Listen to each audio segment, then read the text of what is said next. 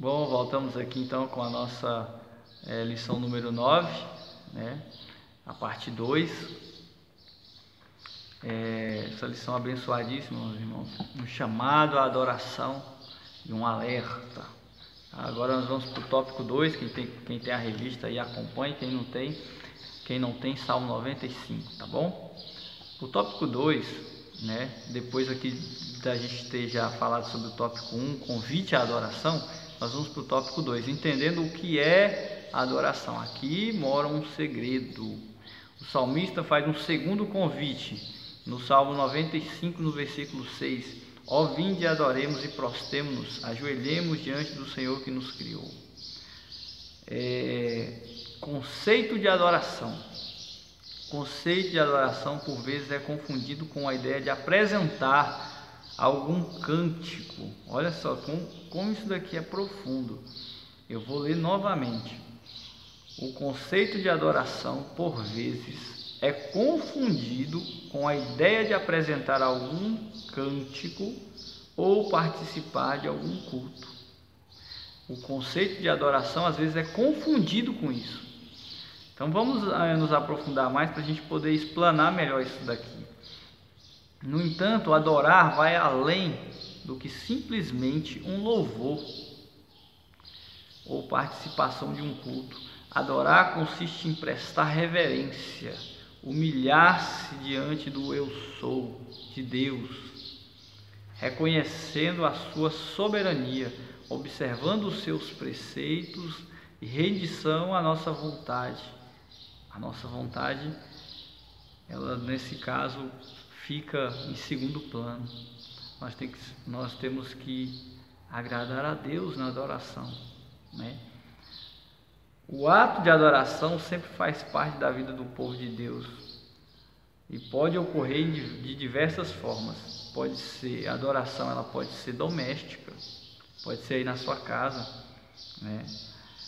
A mais antiga forma de adoração, por exemplo, é a adoração doméstica, né? Por exemplo, antes de Israel tornar-se uma nação, a família de Abraão, Isaac e Jacó adorava a Deus. A gente pode ver isso daqui, Gênesis 15, 22, versículo 13 e 14, né? Por exemplo, quando Abraão e Isaac subiram aquela montanha, né? Forma de adoração a Deus ali de Abraão. Os filhos eram instruídos pelos pais na palavra de Deus, Deuteronômio 6, versículo 20, né? Por meio dessas instruções eram rememorados os grandes feitos de Deus. Essa adoração doméstica aqui, irmãos, aproveitando esse ensejo, essa questão que nós estamos passando agora, está sendo um momento que as igrejas estão, em sua maioria, né, fechadas por conta de uma pandemia. Então nós devemos, irmãos, isso na verdade nunca poderia ter saído dos nossos lares, né? Mas se saiu essa adoração doméstica aí da sua casa, volte a fazer a adoração doméstica, louvores, cultos, ensinar seus filhos, ler a palavra, né, para eles. Nós precisamos reafirmar, relembrar, rememorar os grandes feitos de Deus no passado, né, na nossa vida, e o que Ele também ainda vai fazer por cada um. Mas nós devemos louvar a Deus dentro dos nossos lares. Um outro tipo de adoração é a adoração pública, né? Que ela refere-se a diversas festas que tinha, né? Os irmãos vão se lembrar das festas que tinha naquela época, né? Tinha as festas de Páscoa, de Tabernáculo, de Pentecostes, tinham várias festas também. Então essa adoração pública, né? Que relembrava também os feitos de Deus, né? A base da adoração ela tem que ser teológica e não em Samaria, né? E a mulher pergunta para ele, né? Nossos pais adoravam neste monte, mas vocês dizem que a adoração deve ser em Jerusalém. Aí o que Jesus quis dizer a ela? ele diz assim, olha, chegará um tempo que nem nesse monte, nem em Jerusalém, os verdadeiros adoradores adorarão em espírito e em verdade. Tá? Mais uma vez eu me lembro aqui desse período que nós estamos passando, irmãos. Os verdadeiros adoradores não pararam de adorar a Deus, continuam adorando a Deus em suas casas, né, de joelhos no pé das suas camas. Os verdadeiros adoradores não precisam de uma igreja propriamente dita para adorar, né? A igreja ela foi constituída e isso é excelente, né?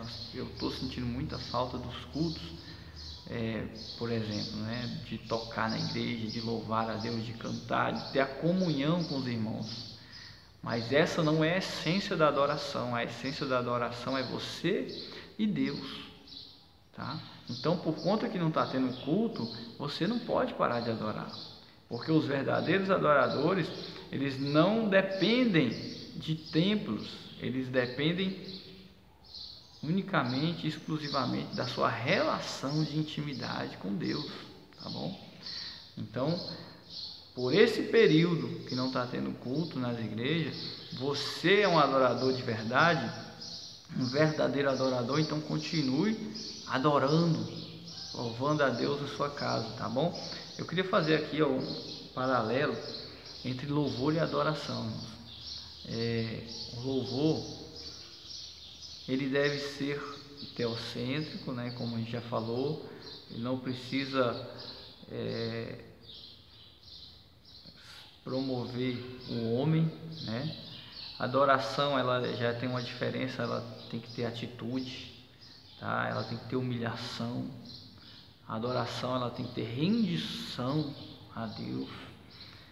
A adoração, ela vem enquanto o louvor ele pode ser externo, apresentável, né? A adoração ela é interna.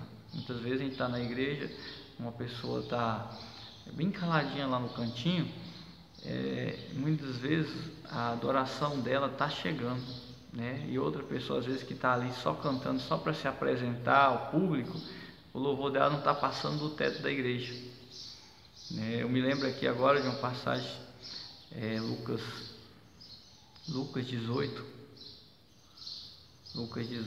se eu não me engano é isso. Lucas 18 vai falar que tinha um fariseu e um publicano, né? O fariseu ele orava assim: Deus, glórias a ti, porque eu não sou como os outros homens, né? Eu sou um homem correto, eu obedeço todas as vezes. E o publicano caladinho ali, simplesmente ele não tinha nem coragem de levantar os olhos aos céus, né? Ele simplesmente batia no peito e falava: Senhor, olhe para mim, né? E a adoração dele, isso foi uma parábola que Jesus colocou lá em Lucas 18, depois você faz uma análise lá, uma reflexão sobre isso. A adoração que chegou a Deus foi a daquele publicano, né, que se humilhou perante Deus. Então ela é interna, tá bom? A adoração ela vem de dentro. A adoração ela nos remete a rasgar os corações mesmo. Ela nos remete assim a adorar em espírito e em verdade. A adoração ela é exclusiva de um verdadeiro cristão, tá bom? Nós podemos então, irmãos, adorar de várias formas, né?